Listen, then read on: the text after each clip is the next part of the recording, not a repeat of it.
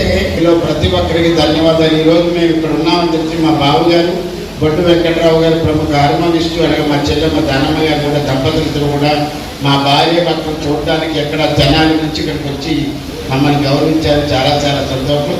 సుభాని గారు మీరు ఒక్కసారి స్టేజ్ మీదకి వస్తే కళాకారులు ఒక ఫోటో తీసుకొని